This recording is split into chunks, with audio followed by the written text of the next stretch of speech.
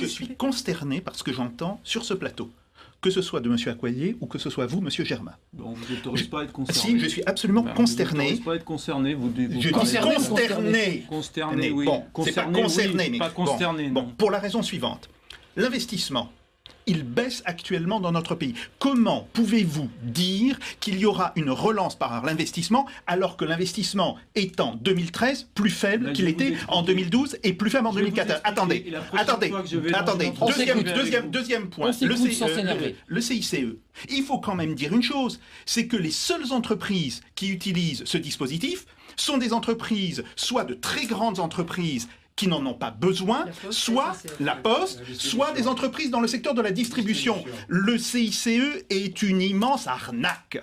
Et cette arnaque va nous coûter 1 point de PIB. C'est 20 milliards. Tout à fait. C'est 1 point de PIB. Bon, donc, là, il y a... Venez dire que c'est négligeable, donc il faudrait... Non, c'est une arnaque. C'est une arnaque. Bon, alors maintenant, ce qu'a dit Éric Heyer est parfaitement vrai. Et en plus, je pense qu'il est plutôt dans la sous-estimation. C'est vrai que nous avons un problème de marge générale, et ce problème-là va faire repartir le chômage à la hausse dès 2014. Jacques Sapir, juste, ces 250 000 emplois, dit finalement, il y a encore 250 000 emplois qui vont être détruits. Excusez-moi, soyons concrets. Il y en a bien plus, parce que comme on a moins d'investissements, en réalité, il dit 250 000 emplois aujourd'hui. Mais ces investissements qui ne sont pas faits aujourd'hui, ils vont peser sur la productivité du travail demain.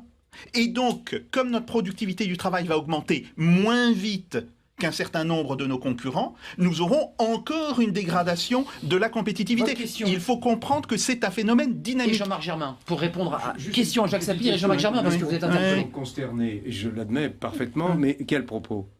Je dis les propos que vous avez échangés, les propos que vous avez échangés avec M. Germain. Bon, vous vous êtes disputé sur ça.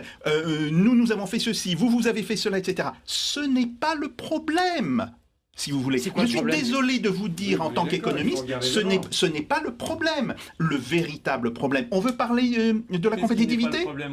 Ce n'est pas la fiscalité le problème. Mais j'ai bien parlé de compétitivité. D'accord, alors parlons de compétitivité. Le vrai problème, c'est le taux de change de l'euro. Et personne n'en a parlé. Et voilà.